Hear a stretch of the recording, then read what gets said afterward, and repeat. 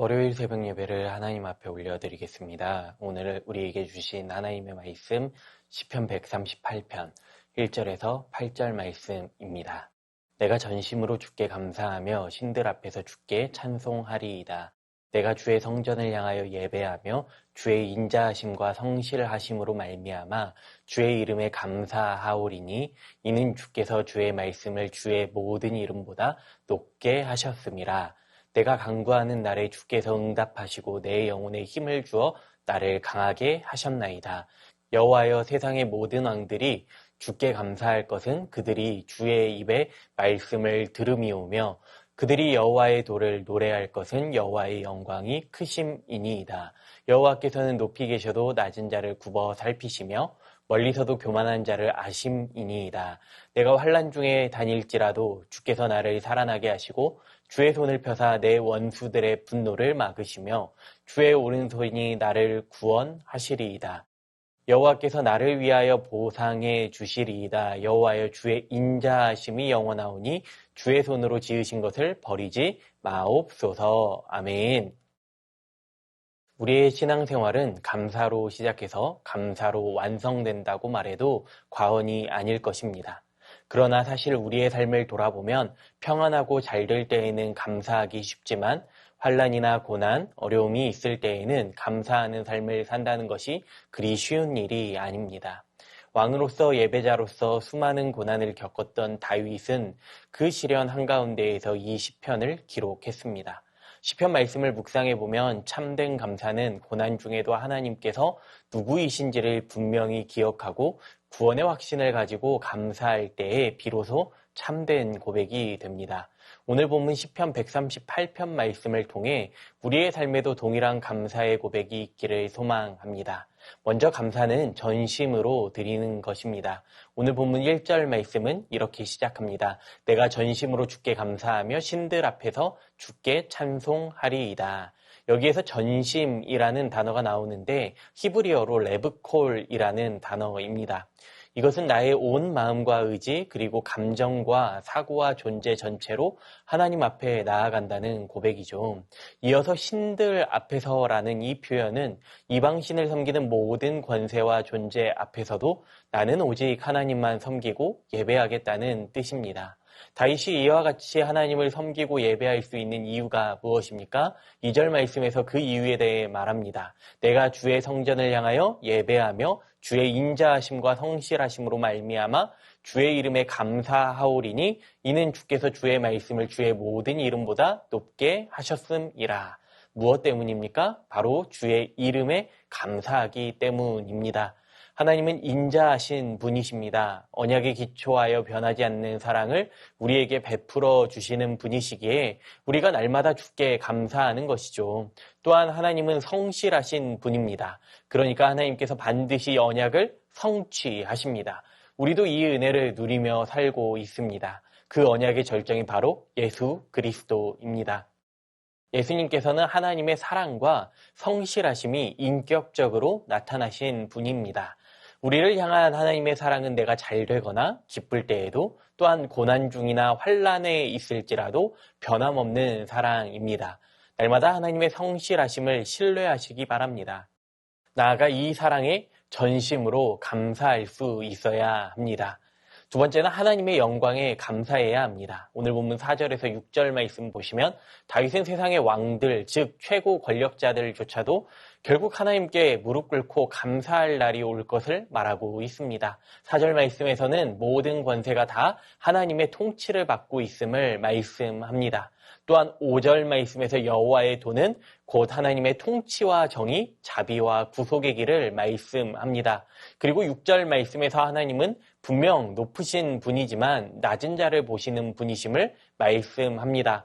뿐만 아니라 멀리 계신 것 같지만 교만한 자도 심판하시는 분이십니다. 그러므로 하나님의 영광이 온 땅에 임하는 것이죠. 하나님께서는 낮은 자를 돌보시는 분이시기에 오늘 나 같은 한 사람도 지키시고 보호하시고 인도하십니다.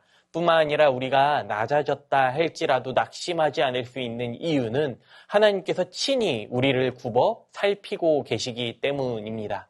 그 영광을 믿고 바라보는 것이 오늘 우리가 감사할 수 있는 근거입니다.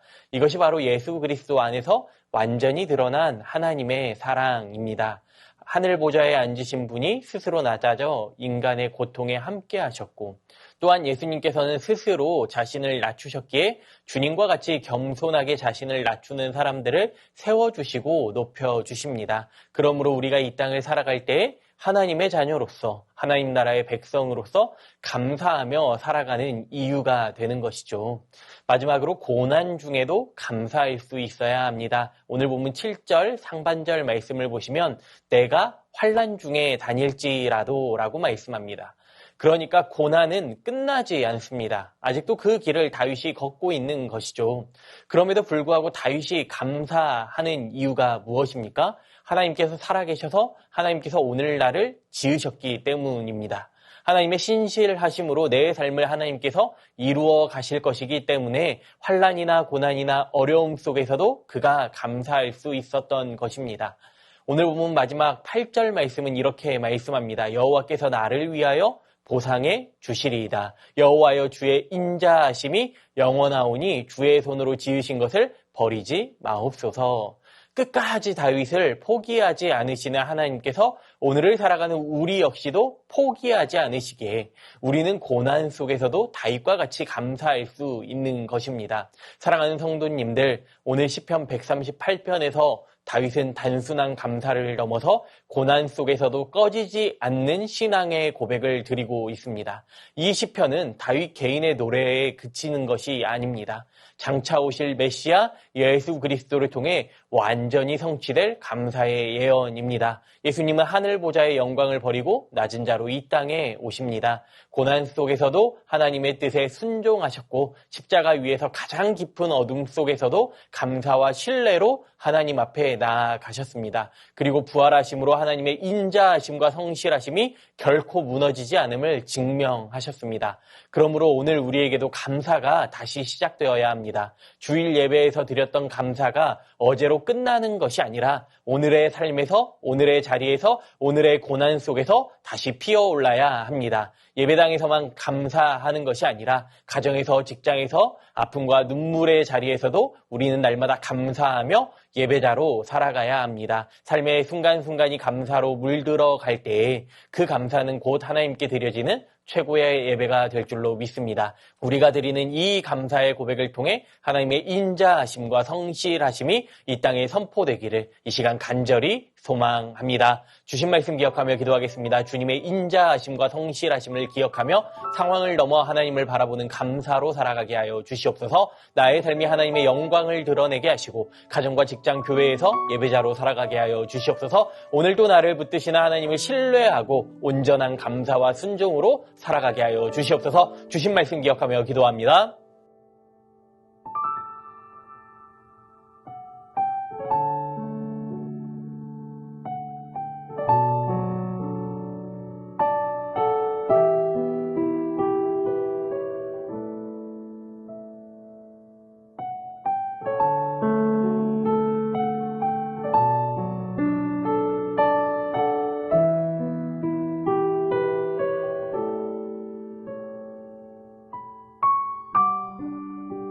나라와 열방을 위해 기도합니다. 불의와 탐욕이 아니라 정직과 공의 위에 세워지는 나라 되게 하시고 모든 정책과 제도가 나라와 국민을 위해 운영되게 하여 주시옵소서. 추운 날씨 속에서 가난하고 소외된 분들이 더 외롭지 않게 하시고 청년들이 살아갈 소망과 희망을 품는 이 나라 되게 하여 주시옵소서. 열방이 자국의 이익만을 모색하지 않고 함께 공생의 길로 나아갈 수 있도록 긍휼을 베풀어 주시옵소서. 이 시간 나라와 열방을 위해 기도합니다.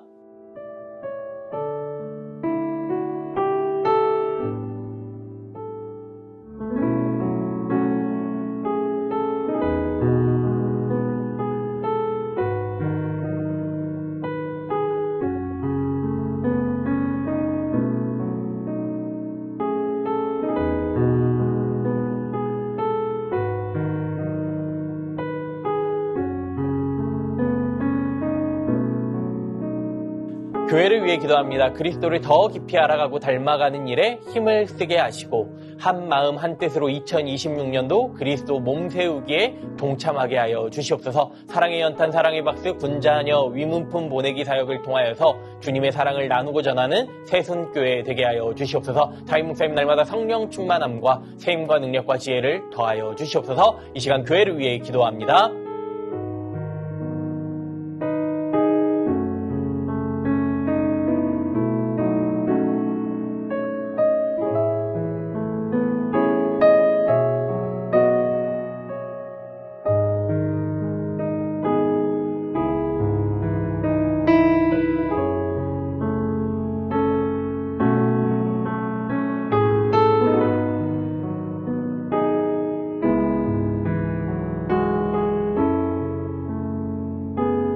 마지막으로 선교사님과 한우분들 위해 기도하겠습니다. 오늘은 캄보디아 조학현 정승원 선교사님 위해 기도하실 때에 12월 14일과 21일, 25일 끄돌 땅유 고등학교 교사 성탄 전도 집회와 모임들 위해 성령을 부어주시고 복음을 처음 듣게 될 영혼들을 많이 보내주시옵소서. 창립 24주년을 맞은 낭릉교회가 지역 전도의 한계를 넘어 선교의 꿈을 꾸는 교회가 되게 하여 주시옵소서. 환우분들을 위해 기도합니다. 양금숙 성도님 췌장암이 재발하여 항암을 시작하셨습니다. 잘 견디고 이겨내도록 도우시고 항암을 통해 깨끗하게 치유되게 하여 주시옵소서. 김선아 권사님 간 수치가 내리고 있고 황달 수치도 떨어지고 있습니다. 남은 조직 검사도 이상 없이 정상으로 나오게 하여 주시옵소서. 김현정 집사님의 어머니 대동맥 파열 수술로 인한 수혈 이후 어떠한 부작용 생기지 않게 하시고 회복이 더딘 상황 속에서도 날마다 힘을 얻어 일상으로 안전히 돌아오게 하여 주시옵소서. 김인숙 권사님 어머니 정복생 집사님 퇴원 이후 요양병원에서 재활 중에 있습니다.